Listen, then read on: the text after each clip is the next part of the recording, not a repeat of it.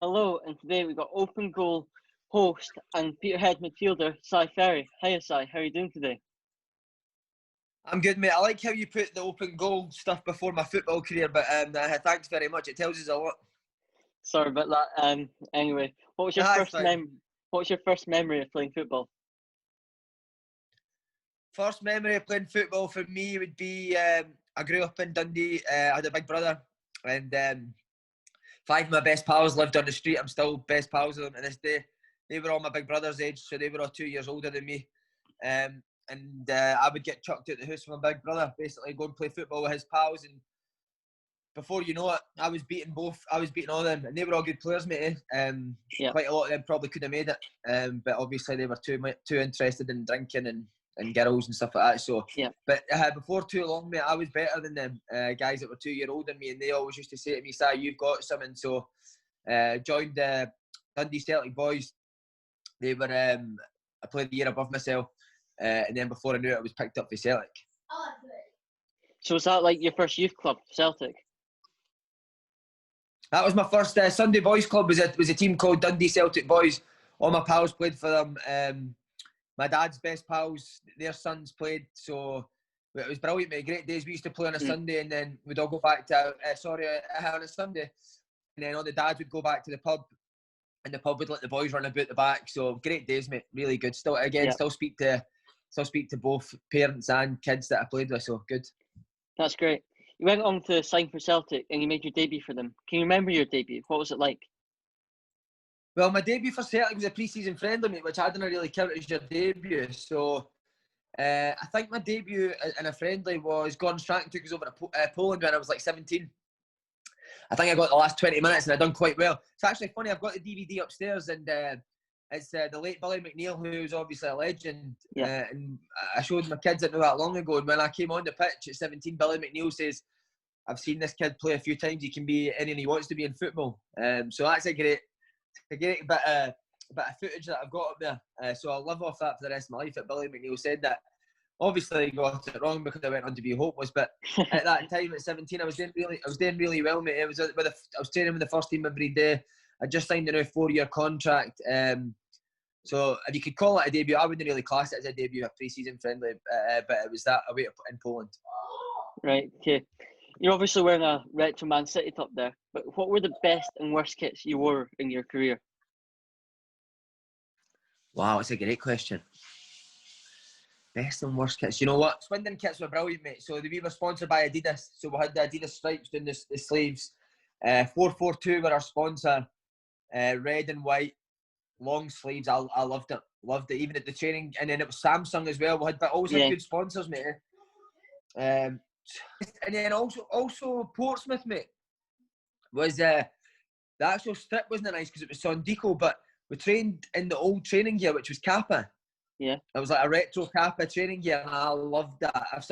See, when I left Portsmouth, I stole hundreds of training kit for there because I liked it so much. So I've got a full bag of Portsmouth training gear upstairs that if I ever go for a run, then that's what I'll usually wear when I'm out and about. What about the worst? And the worst, did you say? I did. Yeah.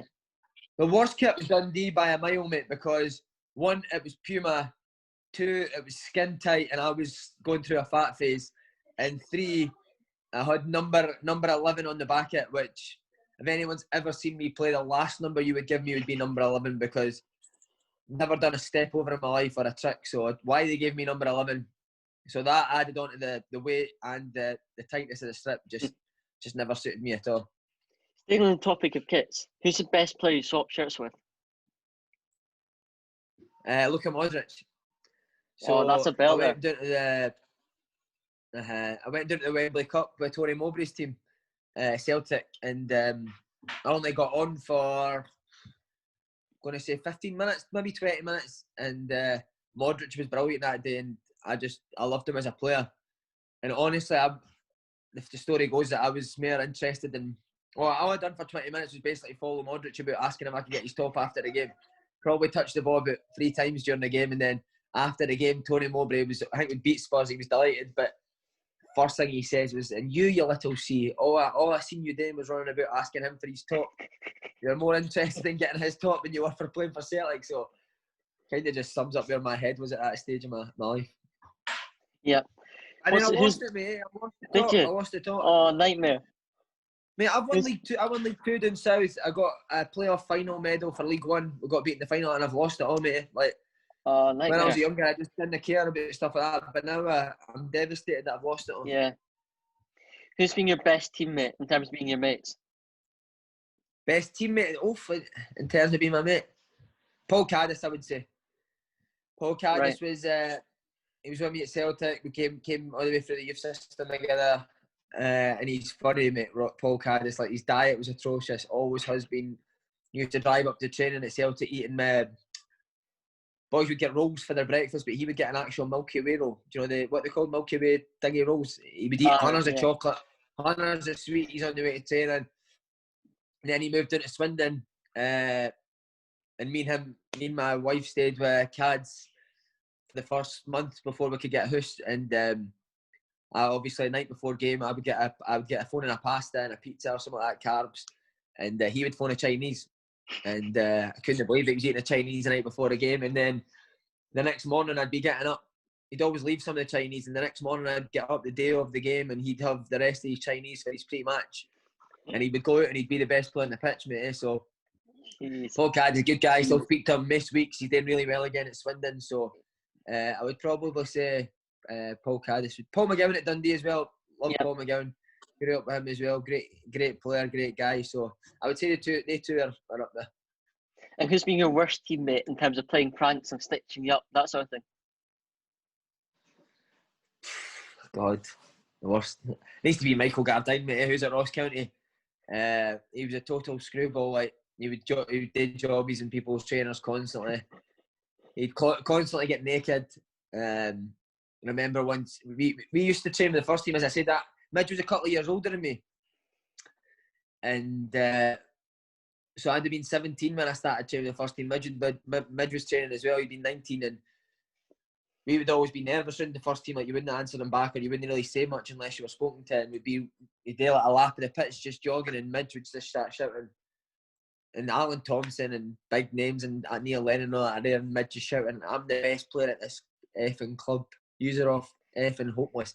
And then after that session, the first team were doing a gym session up the gym, and the reserves had to wait at the top of the stairs until the first team finished.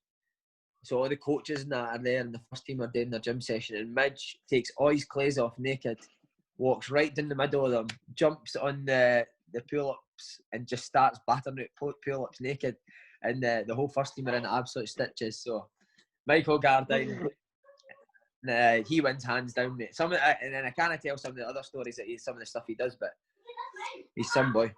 Yeah, mental. What's the best stadium you've played in? Best stadium I've played in? Wow. It's a great question again. Best stadium I've played in? Need to say Wembley, mate. I feel Wembley's unbelievable. I've been lucky enough to play at Wembley 3 times. Right. First time with Celtic, I didn't think it was full, but then we played Millwall in the playoff final, to get up to the Championship, and it was 80,000 full sellout. And you know when you walk out and the fire's coming out the sides and all that? Yeah. And that's probably the only time I've walked out a game and properly been shitting myself. You know, I was like, wow. Could feel the stomach going. Because the noise, like, and because we were playing Millwall, their fans were very, very loud and vocal, so yeah, you couldn't hear yourself think. So I would need to go, for memory-wise, I would say Wembley. Di Canio was your manager at Swindon. Would you say he's been your best manager of your career? Yes, Di Canio was the best manager I've had. Just in terms of he's what I would imagine a Guardiola or a Klopp or that he's coaching to be like. He's so intense. He's so passionate about football. You can just tell he's football 24/7. Leaves no stone unturned. The preparation leading up to a game. It's the first time that I've really had it where the whole week would build towards a game. So we would work on things that he's seen weaknesses in their team, and we would work on that. We would work on certain sessions that would combat their weaknesses and maybe give us a wee upper hand. So just like a couple of times he told me to do certain things in games, and he knew the guy that I'd be playing against was slow, say, or struggled on recovery runs. So he would just say to me, "Simon, I know you want to go and get on the ball quite a lot, but this week it'll be good for you and it'll work for your game when the ball goes to our full-back, instead of going to show for the ball, our striker's going to come deep, and you're going to run in the space in behind, because the guy you're playing against, he can't handle it. And sure enough, came to Saturday, mate, Paul Caddis would get the ball, the striker would drop in, I would run, Cad would hit the channel, and I would be in to cross on goal or shoot on goal. And I actually scored the goal. It was against John Hughes' team, actually, Yogi. Was it? Mate. It was against Hartlepool. It was a guy called Richie Humphreys I was playing against, who was a good football player, but his legs had gone. So the Canio says to me, as soon as it goes forward, get yourself off the striker, and ended up scoring a goal for it. So that for me is coaching, mate. Eh? That's for me is coaching. So need to be the Canio. And in terms of getting in my head, mate, he was brilliant for it. Eh? Like, he was first manager that really kind of got me. He knew what I needed. Yeah. It was basically just to put my arse every day, and that's what he done. So I would need to say the Canio, yeah. He was also known for being a bit of a character. Do you have any stories about him? He's a character, mate. Stories just every day somebody would be getting in trouble for something. So if you went for a coffee after training, he would know about it. If you went for a beer after on a Saturday night, he would know about it. He was obsessed with the diet, as you know, and my diet was very bad when I got in, but he kind of sorted it out. And then one pre-season game, we were playing like Chippenham Town or something. It was just a local club to us. I think we beat them like 8-0, but he came in after the game and he was fuming for some reason. He says we were hopeless. He was not happy.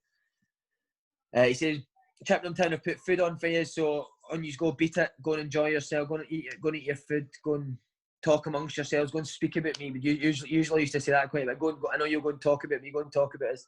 So we got through to where you eat your food, and it was a big plates of chips and sausages with ketchup and mayonnaise, and we were like, surely the gaffer's no okay at this, and then I was like, well, he just told us to go for food, so he must be all right with it. He must know what they're serving up, so it's fine, eat it. So we all start. I had about 10 sausages on my plate, mate, and an absolute mountain of chips.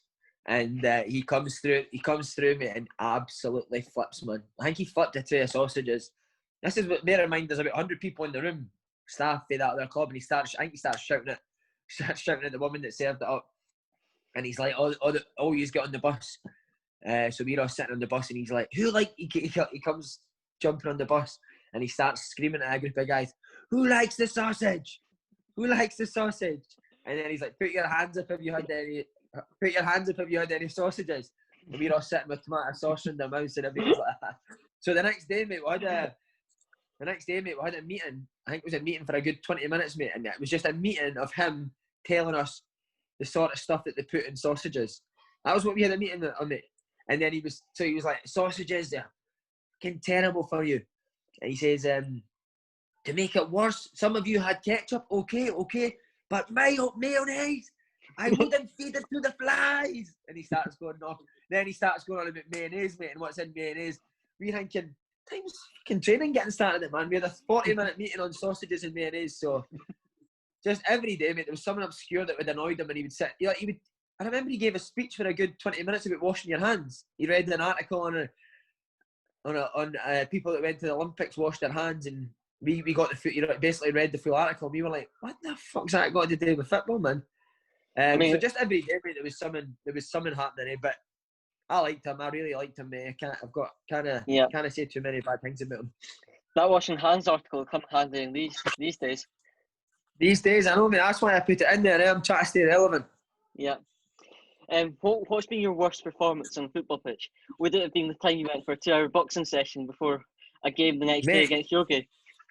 Yes, you've got us spot on. That was so funny, mate, because that finished my Dundee career, that game. I've no doubt about it, because as I say, me and Kevin McBride, Barra was like to me, mate, you're done at Dundee, man. There's no way you're playing, just because he was done as well. I think he fell out with Paul Hartley over a fine or something, so I don't think Barra was even getting on the bench. And we were going through a stage where we were going to boxing gyms like twice a week at night, because obviously we weren't playing, so just to keep our fitness up. And he phoned me on the Friday. He's like, mate, there's no way you're playing tomorrow. So, because I'd got on like the 2 games before that, I'd sat on the bench the full game. He's like, come on, we'll do a session at the gym. So I went down, mate, and we absolutely got burst. 2 hours. Honestly, my body was aching, and I was sitting on the bench the next day. I think Kevin Thompson went down after like 15 minutes, and we were 1-0 up at the time. And I'll never forget it. I think Barry actually made the bench because we had injuries that day. And I was like that to him as we were going on. How has this happened, man? This could only happen to me. And he is in stitches, man. Like, he is pissing himself on the bench. And Paul Hartley's like looking at us, seeing what we're laughing at. And he's like that to me when I'm going, are you all right? And I was like, I'm fine. So goes on. First time I get the ball, it's right next to Yogi at the dugout. I don't know if Barry, because Barry and Yogi are so tight. I don't know if Barry told Yogi or what, but Marley Watkins just came for neighbour me and bashed me. So he's bashed. I think I'm off the ground, and all I can remember is looking up. I can see Barry at that side pissing himself laughing, and then I look there, and Yogi's absolutely killing himself laughing. I think Marley Watkins runs through, squares it, they score. And then I had an absolute shocker, mate. Like, I couldn't move, and Inverness ended up beating, and I think my confidence that day. Yeah. You do a career at Open Goal. You do interviews. Who's the best player you've interviewed? Best player I've interviewed? Oh, that's a good question again. Best player I've interviewed? I'm trying to think who was the best. I think there's been a few. Ali McCoist I loved. Ali's done too. Ali McCoist's a great guy. Like, he even said before it, like, if you outside, you ought to take the piss out, it's just there. Like, and not many people say that, do you know what I mean? So Ali McCoist would be one. It was good to interview Gordon Strachan again, my manager, because obviously I was scared to even say anything to him back in the day, so a chance to grill him was good. Charlie McGrew, for me, tells a great story. I love interviewing Charlie. Aidan McGee as well. Barry Ferguson. Just the big names, mate. You know, you like interviewing the big names, the guys that opinion everyone wants to hear. But everyone, honestly, mate, everyone that's came on, I think it's been really good there. So I know you're going to ask us the worst interview next, so I'm dead in that question. I'm not. I don't ask those sorts of questions. So I know I don't get answers out of people for those types of questions. See, the thing is, mate, like, boys are doing you a favour to come on, so it's not really exactly. Nice to Exactly. Yeah, exactly. So how did I say? If I had to pick one favourite, I would need to say McCoist, mate. I think McCoist's brilliant at the media game, and every story he tells is hilarious. What was the last game you played? Last game I played was Tuesday night. We played Dundee in a friendly. We got beat 1-0. How did you play? But that was our first game. Sorry, mate. How did you play? I actually played well. Played well, mate. Honestly, that's what I was going to say. It's probably the first time I've played well at Dens. But we done well. We held our own against Dundee. Paul McGowan, my mate, scored the goal. I was marking him the full game, so me and him were giving each other a bit for 70 minutes. Still tired today, mate. That's the thing when you get. I'm 32 now, so my legs. So I need a stretch every day, mate. I'm doing a bit of yoga and that now as well, so that's helped us massively. But now I'm feeling good, mate. I've been running all the way through lockdown, doing 10Ks most days, so feeling good. Just finally to end on, when's the last time you had to pay for a ticket to go to a football match?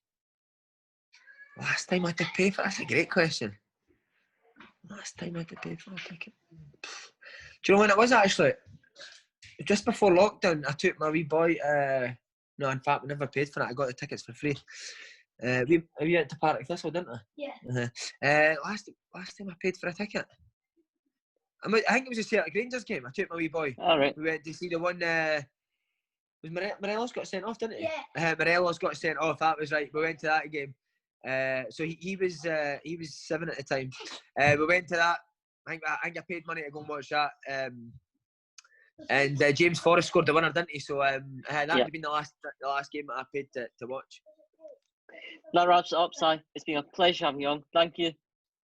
Top man, mate. All the best for it, all right? Thank you.